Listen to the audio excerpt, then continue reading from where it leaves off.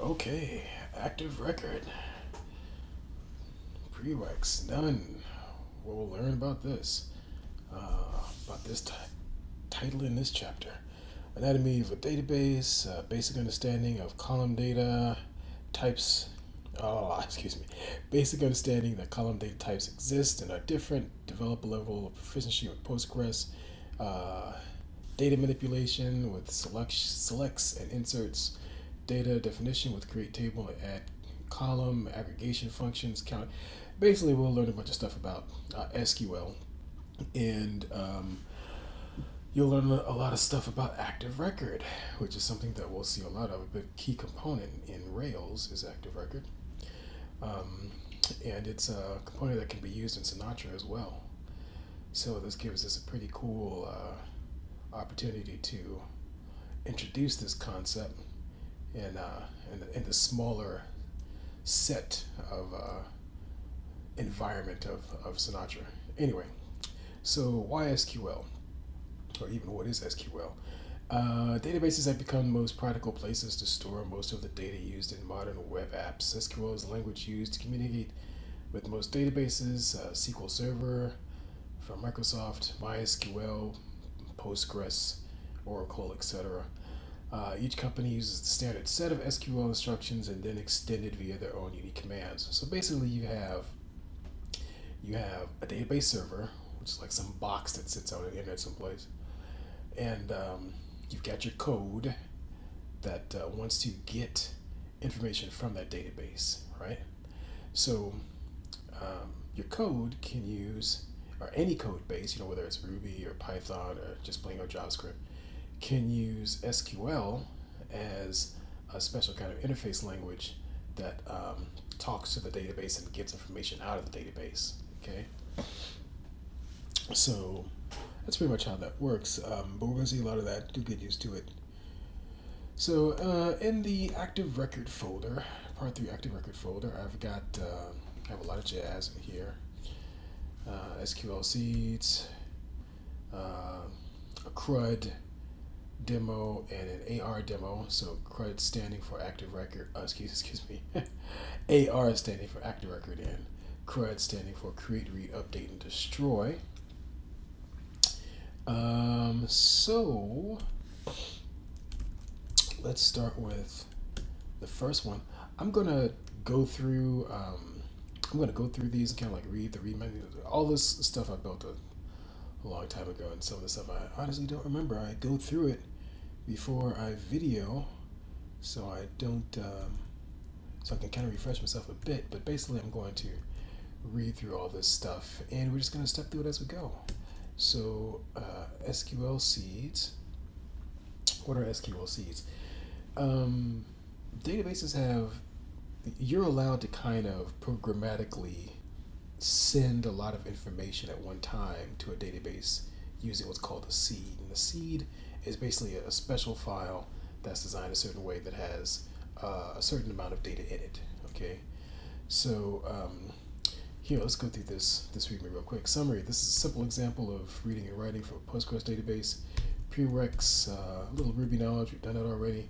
Some basic SQL, we're going to learn it. And objectives: to demonstrate connecting to, reading and writing from a database. Activity, we'll do shortly. Description: this requires creating a facebook.db first and creating tables. This is not not associated in any, official way with Evil Corp. But you'll see in a moment. We'll just create the file now. I'll just let the code speak for itself. So here, bash. If you're a little, I probably should explain this real quick. Let me grab this sucker and do. Okay, so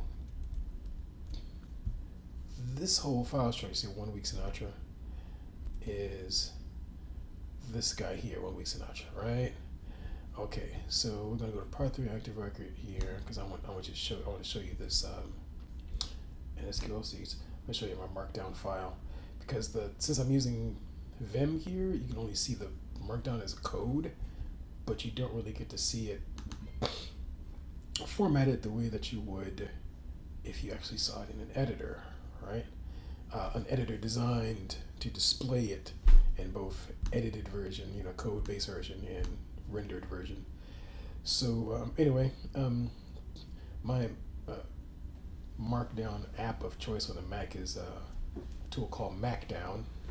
So I think we've done that in the installation procedure a couple of weeks back. But anyway, so here we're going to create your database, and we're going to create your database tables. Here we're actually seeding the database information by calling these files here, which are these guys. All right. So let's take a look at that. So Facebook.sql, this is a SQL statement called create table, which is going to allow us to just like imagine an Excel spreadsheet or just a regular table you've seen someplace on the internet, on the web, on a website. Here you've got column names and their values. What's the nature of the item that they're containing, right? So like 20 characters, variable characters, some kind of date representation, text, integer, etc. Right? This is checking the This is checking the date of birth, DOB. So this is kind of like checking the date is greater than January 1st of 2000. Okay. Anyhow, oh yeah, and primary key. That's another thing with database tables. They all should have like a primary key, so that information kind of helps make sure that information is unique, and tables are unique or whatever. SQL in general. I should have this on one of the README files. I didn't have it here. I probably should. I didn't have it here at the regular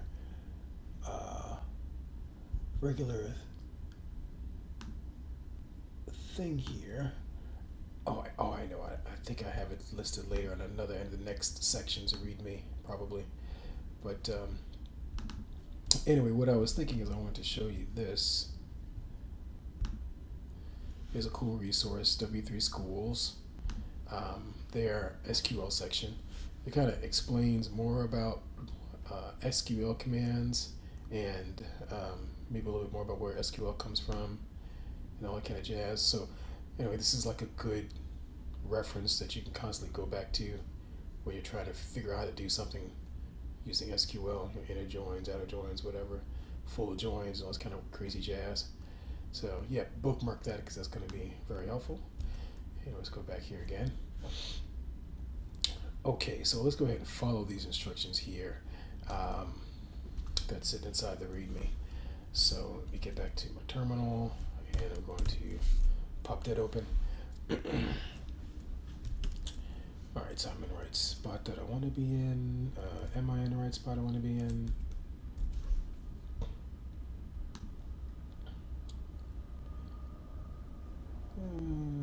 Yeah, let's navigate down to this folder.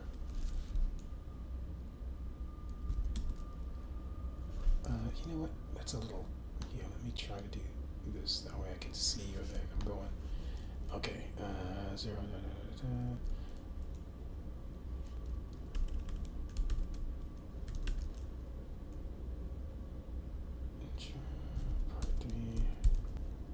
Part 3. After we're gonna. Okay, here we go. CD. Okay, all right. So there are all our files, right? Yay. What else can we do? We want to bring up that set of instructions. Create DB, Facebook.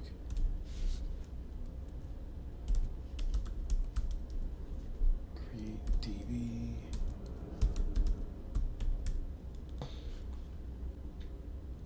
Oh, you know what I don't have is my little thing down here that explains what the heck it is I'm typing, when I'm typing stuff. I'm not sure. I still have that little app.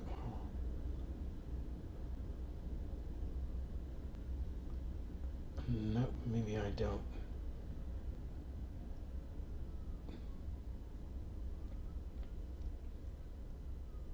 I'm sitting here trying to find this sucker. I don't see him down here on my. Okay, anyway, figure that out later. Okay, so create Facebook, and yep, let's hit this sucker. Cannot connect to database template 1. Cannot connect to server. No such file or directory. Is the server running locally and accepting connections on domain socket? Let me check my Postgres. Where's my Postgres? Okay, so alright, now you can't see this on the camera, but my little elephant in my top bar here at the very top of my computer screen is telling me that my Postgres isn't running. So let's get that sucker running, right? Could not start. Okay. Preferences. Show them start Postgres automatically with login. Data directory. Postgres. Okay, why are you not running? Oh, I think I have something else running on that port. Let's see if I have something else running on that port.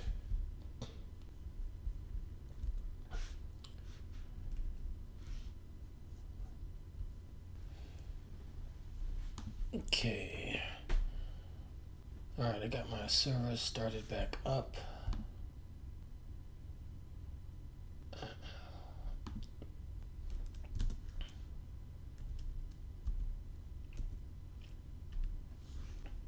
Let's see, restart my server back up. Let's see.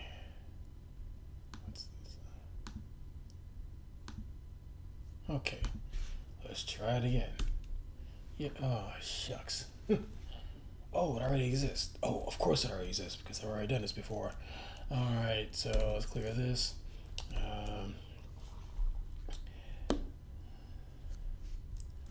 Let's run the next command. PSQL -d evil corp. Okay. And aha. Alright, so it looks like I'm gonna get this is gonna error out for me because of course I've already done this before on this machine. Oh, interesting. Oh, it's because you missed the S, that's why. Aha, okay. See, it's inserted though. So maybe I didn't start that step. Alright.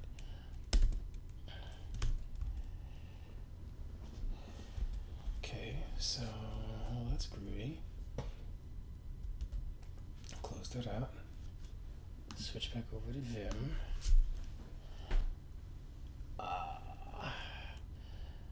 Now, there is a way to do this from the command line inside Vim, right? Execute list.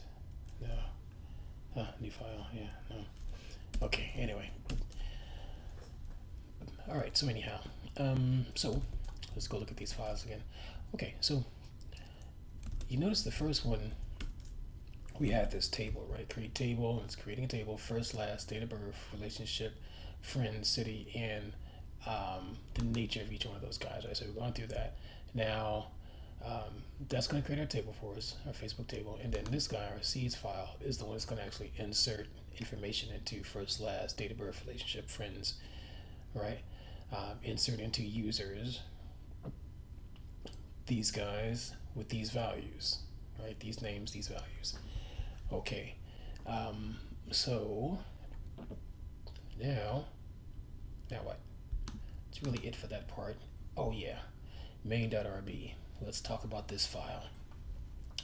So first line, got require pride because pride is a great gem to have. It's not really necessary here for this, but I always like to add it just out of habit because it lets you do all kinds of wonderful inspections and stuff. it kind of wraps that whole suite of inspection tools um, into one little tool. Anyway, so require PG for Postgres. Option set to 0. Um, Here we've got a while loop going on, and inside this while, which is going to be this whole thing here, inside the while, let me scooch this over. I want to see if I can get that whole line to kind of flatten out. Okay. So inside this entire while, line 7 here, our first line here is going to do our connection, right? So PG is going to be our Postgres coming from required PG is going to be our Postgres connection here. Postgres.connect, Postgres object. So Postgres.connect. Then whatever the database name is here, Facebook, the guy we created from the command line. Host, local host, because it's our local machine here. Connection. Execute. Select all from users. Right, so this part here is, again, a little piece of SQL code, right? So select all from users, do result. So it's basically going to find everybody and users, and then put all those values into result, right? This thing called result. And then result, we can run this method called .each. It's going to just go through every single guy that's inside result, and then execute something on them, right? So now we can just output them, puts row. And here in 14, it's gonna print out some stuff here for you, so you can actually add to the database from the command line. This is what I anticipate this little snippet code is gonna do. So it's gonna probably prompt the command line, first name, then you enter in that. And last name, enter in that. And you enter in your information basically by hand. So this is how you'd actually enter in some content from the command line. So SQL command, insert user. So this looks very familiar. This looks very much like our previous guy, right? Looks very much like this guy, right? Except this time we've got the values here looking like this with little handlebars on the sides, and these guys are related to these guys. Let's see, first, last, date of birth, right, etc., etc., etc. And then first we're stating the command, and then we're going to execute that command, right? So each time we get one of these lines, it's just going to execute that sucker in there, and then after it's going to say, do you want to queue? And if you press Q, then that's going to set option to queue, right? And that's the while loop is set to be listening for that. Option that's what this option not equal to Q stands for. So the moment you put that Q in there, it's going to break. It's going to just it's looking like if option is equal to Q, then close the connection and then break out the while loop. Okay, so let's run that sucker and see him happen here.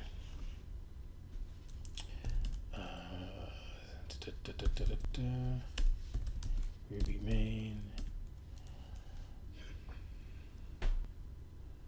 Ruby.main. See, so the first thing it does is it ran that seed file and spit all those cats in there.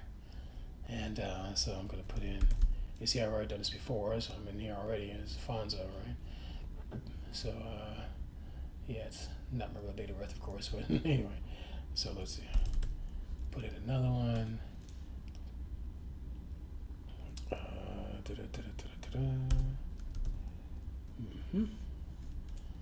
Date of birth. Let's see. 19. I'll say something like 19. When was Empire? 1980. July. July. What date should it be in July? I'm just making up stuff. Okay, here we go. Cool. Date of birth. Relationship status. Oh. Yeah. Number over friends. Okay, maybe. Okay. Let's see. That's a good question. Where are we?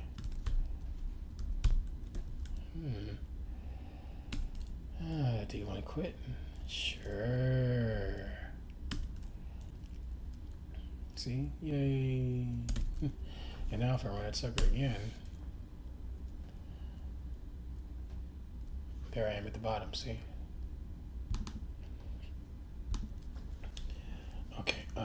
Okay, yeah, now I gotta do all this. I should have said Agent Smith. What was that? That was that like in April, May or something like that? 04. Shoot. What was Matrix Day? 299, something like that.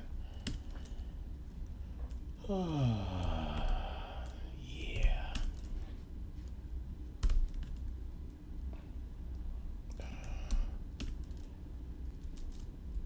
Cute. Yeah, okay, cool. Anyway. So there we go. So you get the gist.